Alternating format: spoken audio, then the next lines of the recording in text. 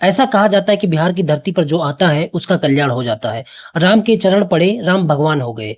कृष्ण ने जरासंध को मारने के चक्कर में महाभारत में गीता का उपदेश दे डाला। बुद्ध जो नेपाल से आए थे उनको बिहार में ज्ञान की प्राप्ति हो गई। महावीर को ज्ञान की प्राप्ति हो गई। महात्मा गांधी चंपारण आए और वो राष्ट्रपिता बन गए। बिहार ज्ञान की भूमि अनंत काल से रही है। चाहे मगध साम्राज्य को देख लीजिए, वज्जी को देख लीजिए, अंक को देख लीजिए। दुनिया का पहला जो गणतंत्र था वो वज्जी साम्राज्य था। दुनिया की सबसे famous university Vikramshila university, Nalanda university, ये सब कहाँ थी? ये सब बिहार में थी। मगध साम्राज्य इतना बड़ा साम्राज्य था कि उस समय भारत में जितने भी साम्राज्य थे सबका आधिपत्य कर लिया था। बिहार की धरती बाबू कुंवर सिंह, राजेंद्र प्रसाद, लोकनायक, जयप्रकाश नारायण, भिखारी ठाकुर, रामधारी सिंह दिनकर, फणीश्वरनाथ रेणु, रामवृक्ष बेनीपुरी, पता नहीं कितने नाम लो, मजरोलक, इन सब लोगों की वजह से जानी जाती है। और आज वही बिहार का युवा, आज वही बिहार के लोग रोजी रोटी के चक्कर में, रोजगार के चक्कर में दुनिया में मारे मारे फिरते हैं। हमारे अंदर का बिहारीपना पता नहीं कहाँ खो गया है। अब समय आ गया है कि अपने अंदर के जो बिहारीपन था, जो स्वाभिमान था, उसको जगाने की जरूरत है। वो कहते हैं ना कि का चुप साध रहा बलवाना, उठो जागो, और जब तक बिहार का विकास ना हो जाए तब तक रुकना नहीं है। और ये काम होगा कैसे? ये काम होगा लोकतंत्र के माध्यम से, एक अच्छी सरकार के माध्यम से, क्योंकि सरकार ही ऐसा काम कर सकती है, युवाओं को रोजगार दे सकती है, पलायन रोक सकती है, जितनी भी समस्याएं बिहार में है उनको रोक सकती है। तो एक अच्छी सरकार की जरूरत है।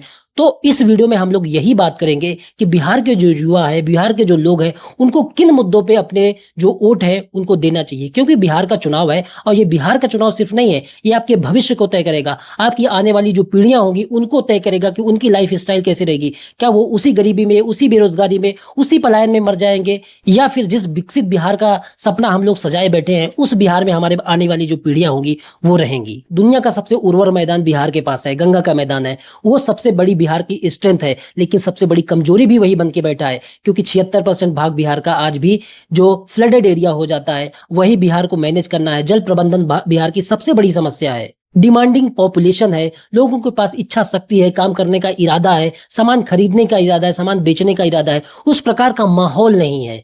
इसकी वजह से बिहार का डेवलपमेंट नहीं हो पाता है।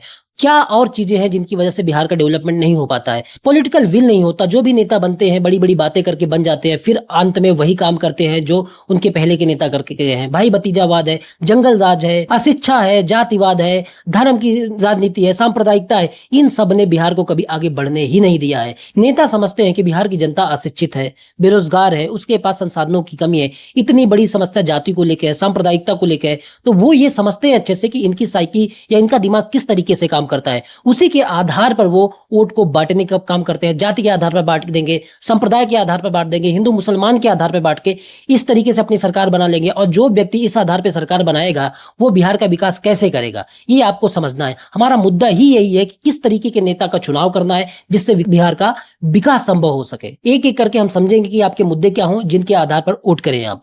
बिहार की सबसे बड़ी स्ट्रेंथ क्या है? बिहार की सबसे बड़ी स्ट्रेंथ है गंगा नदी का होना। बिहार के पास दुनिया का सबसे उर्वर मैदान है, लेकिन फिर भी बहुत सारा बिहार का जो एरिया है, इतनी नदियां होने के बावजूद बहुत सारा एरिया सूखा रह जाता है। बिहार का कम से कम 76% एरिया बाढ़ग्रस्त एरिया है। तो सबसे समस्या क्या है? समस्या है इसके प्रबंधन की।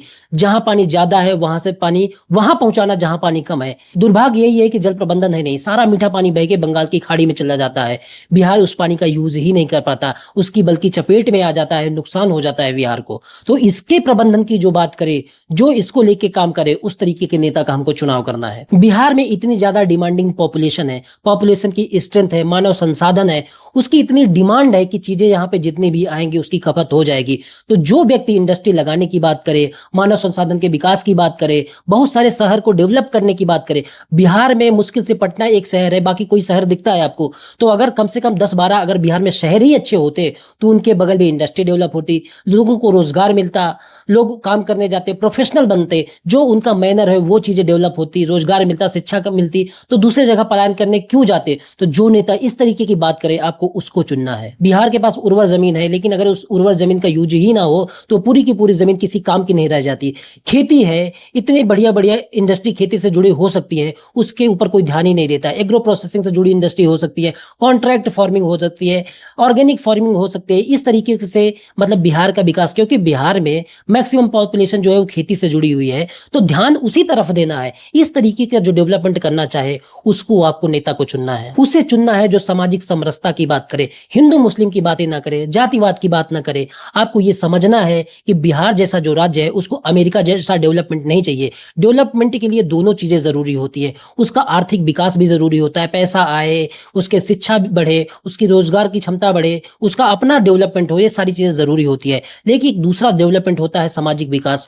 उस वो ये भी देखे कि समाज में उसका सम्मान कितना है, लोग उसके साथ भेदभाव तो नहीं कर रहे हैं, ये सारी चीजें देखनी होती है। और जो नेता सामाजिक सद्भावना को बढ़ाने की बात करे, सामाजिक भेदभाव को कम करने की बात करे, जो आपको सामाजिक सम्मान समाज में दिलवाए, भेदभाव की बात किसी भी तरीके से, चाहे जाति के स्तर पर हो, संप्रदाय के स्तर पर हो, या अपनी ही जाति के स्तर पर हो, किसी तरीके के अगर वो इस तरीके की बातें करता है, हिंदू मुस्लिम करता है, तो उस तरीके के नेताओं का चुनाव नहीं करना है। जो इसको सबको साथ में लेके चलने की बातें करता है उसको चुनना है, जो जातिवाद को खत्म करे, संप्रदायवाद को खत्म करे, इन सबसे ऊपर उठ के जो बिहार का विकास करे, उसका चुनाव करना है। बिहार की एक समस्या है शिक्षा, जिसका जो शिक्षा का स्तर है वो राष्ट्रीय स्तर से कम है, 51% तक ही है। इतनी ज्यादा अशिक्षा है, तो जो शिक्षा की बात करे उसका चुनाव करना है। मैं यहाँ पे किसी नेता की बुराई नहीं कर रहा। एक समस्या जो हमारे सामने थी, जो हमारे पारिवारिक हिंसा का, सामाजिक हिंसा का बहुत बड़ा कारण बनती थी, वो शराब की समस्या है। खुलेआम शराब तो मिलती ही है, लेकिन अगर किसी तरीके से इसको लीगलाइज कर दिया गया, एक नेता है जो बोलते हैं ऐसा, तो बिहार की जिस समस्या से हम उबर रहे थे,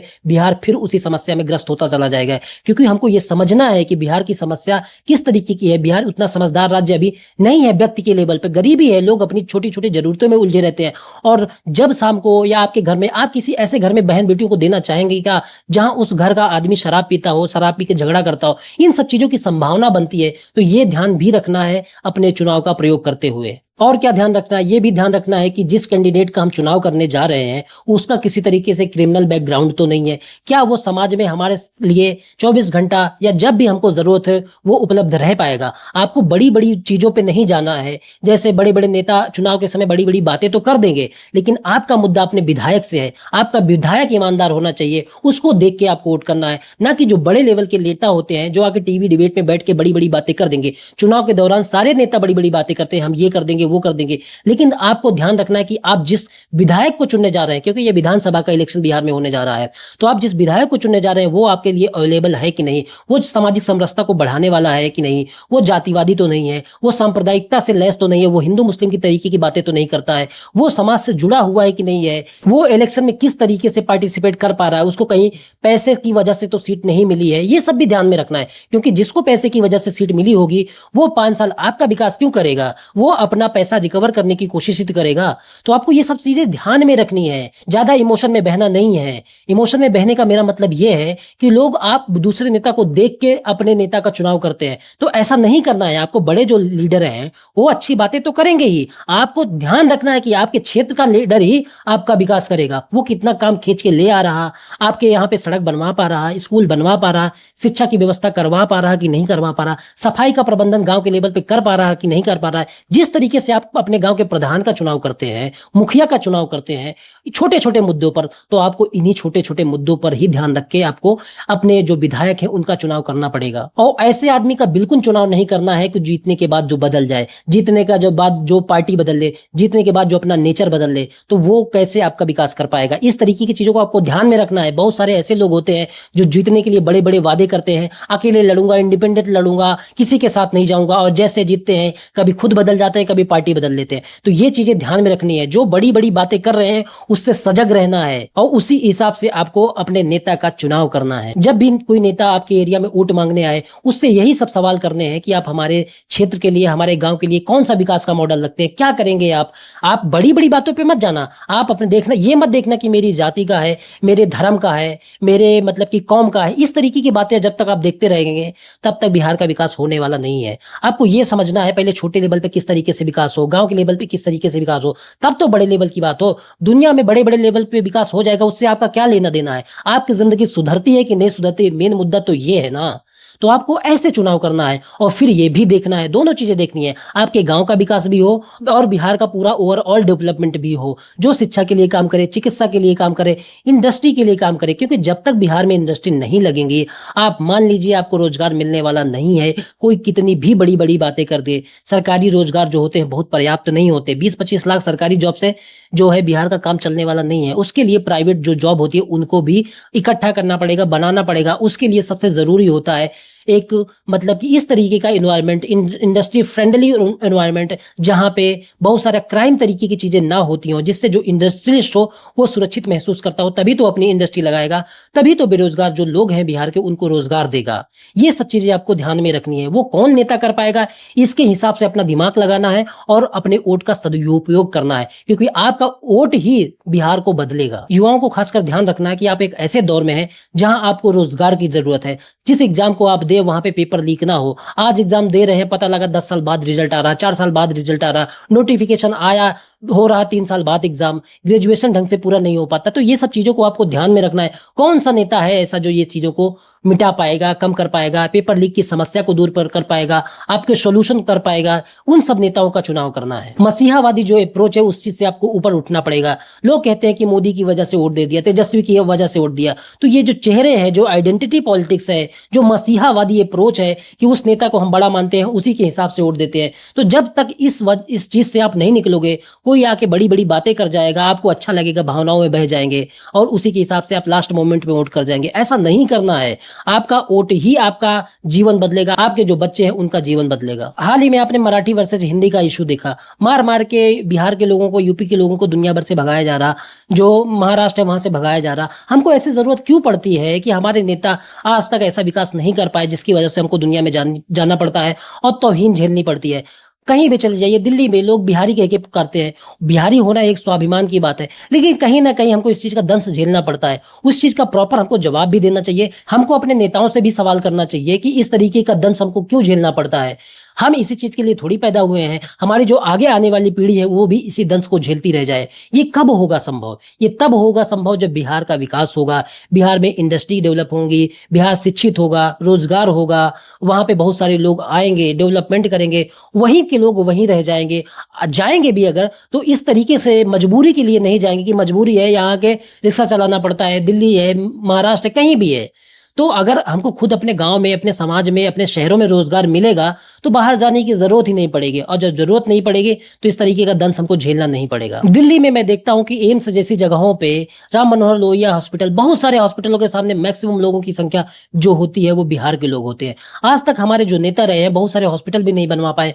मरने जैसी स्थिति में हम लोग को छोड़ देते हैं, आके बाहर यहाँ पे दिल्ली में किस तरीके से जिंदगी गुजारते हैं उनको आइडिया भी नहीं है। आप वोट दे देते हैं, वो अच्छे तरीके से जीते हैं, रहते हैं, उनको कोई फर्क नहीं पड़ता। तो जो नेता इस तरीके की संवेदनहीनता रखेगा, जो संवेदनशील नहीं है, उसका चुनाव तो बिल्कुल नहीं करना है। आपके बच्चे भारत के अन्य हिस्से में पढ़ने जाते हैं, कोई दिल्ली जाता है, मुंबई जाता है, कहीं भी जाता है, ऐसी जरूरत क्यों आन पड़ी है? बिहार में अच्छी यूनिवर्सिटी नहीं खुल सकती, बिहार में अच्छे कॉलेज नहीं खुल सकते, IIT नहीं खुल सकती, एम्स नहीं खुल सकता। क्यों नहीं खुल सकता? क्योंकि हमारे जो नेता हैं उनमें पॉलिटिकल विल ही नहीं है, इच्छा शक्ति ही नहीं है कि वो काम ला सके, काम कर सके। क्योंकि बस होता क्या है, वो सिर्फ अपने विकास में लगे रहते हैं। फाइनली मैं यही कहूंगा, बिहार का विकास एक अच्छी सरकार के माध्यम से ही संभव है। तो हमको ध्यान रखना है, वोट देते समय ये गलती बिल्कुल नहीं करनी है। जो नेता सांप्रदायिकता की बात करे, जो नेता जातिवाद की बात करे, जो नेता भाई भतीजावाद की बात करे, जंगलराज की बात करे, जो मतलब कि क्राइम तरीके का हो जाए, क्रिमिनल बैकग्राउंड हो, उस तरीके के नेताओं का चुनाव नहीं करना है। उस तरीके के नेताओं का चुनाव करना है जो बिहार के विकास की ध्यान रखे, जो शिक्षा पे काम करे, जो इंडस्ट्री के लिए काम करे, जो शहरों के विकास के लिए काम करे, जो खेती के विकास की बात करे, जो माइग्रेशन के लिए काम करे, जो हेल्थ के लिए, एजुकेशन के लिए, चिकित्सा के लिए, हर चीज के लिए काम करे। उस तरीके के नेताओं का हमको चुनाव करना है। बोल वचन सब लोग देंगे, लेकिन आपको अपनी अंतरात्मा से सोचना है कि सच में ये नेता कर पाएगा कि नहीं कर पाएगा, इसके पास इस तरीके का राजनीतिक ढांचा मौजूद है कि नहीं है, कि अगर इसको हम जिताते हैं तो ये हमारे लिए काम ला भी पाएगा कि नहीं ला पाएगा। ईमानदार होते हैं कई बार नेता, लेकिन काम नहीं कर पाते हैं, काम ला नहीं पाते हैं। तो हमको उस तरीके के भी नेताओं का चुनाव करना है जो हमारे लिए काम कर पाए, जो हमारे लिए काम लेके आ पाए। क्योंकि सबसे इंपॉर्टेंट यही है, 5 साल का चुनाव होने जा रहा, इसमें जो आपके क्षेत्र का विकास कर पाएगा उसी तरीके के नेताओं का चुनाव करता है। ये ध्यान रखना आपके लिए बहुत जरूरी है। इस तरीके से आपका विकास होगा, बिहार का विकास होगा, और बिहार की इमेज जो दुनिया भर में लोगों ने बना रखी है एक बीमारू राज्य की, उससे हम उबर पाएंगे। दुनिया में हमको इज्जत के रूप में देखा जाएगा कि यहाँ के लोग बहुत ज्यादा समझदार होते हैं, इज्जतदार लोग होते हैं, कोई हमको मार के भगा ना पाए, चाहे महाराष्ट्र का हो, कहीं का कोई भी हो। इस तरीके के नेताओं को हमको चुनाव करना है जो इन समस्याओं से हमको निजात दे सके। धन्यवाद।